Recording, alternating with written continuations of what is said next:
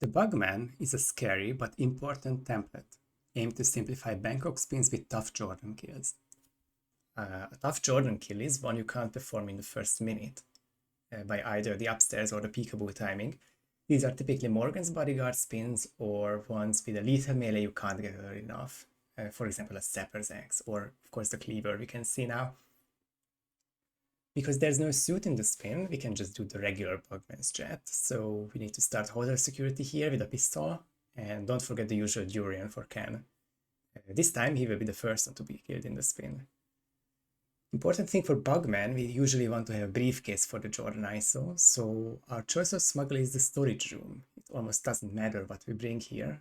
This time we just really want the briefcase.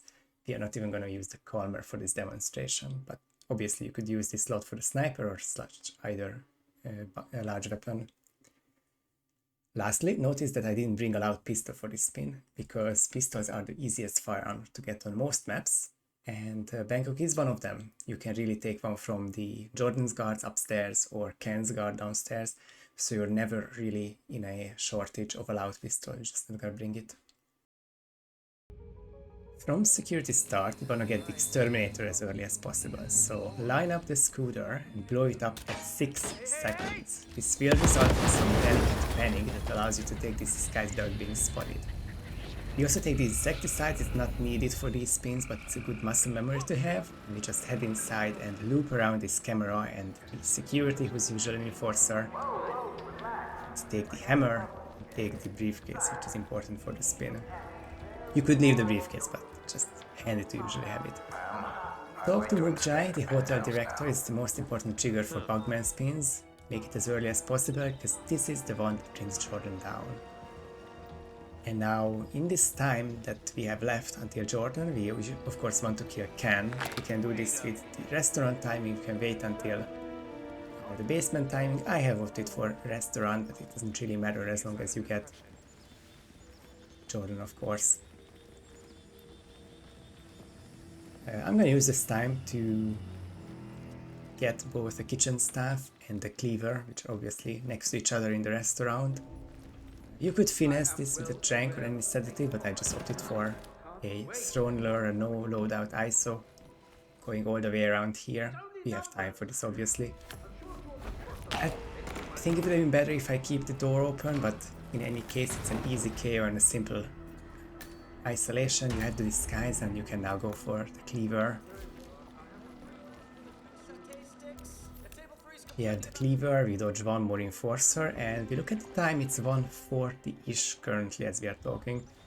Some will arrive in half a minute, which is obviously not good enough to get the kill and hide those bodies, so instead we will gunflash Oris and subdue him, which is a very important way to do it with a subdue. In this case you don't have to use any sedatives and you won't accidentally use the briefcase.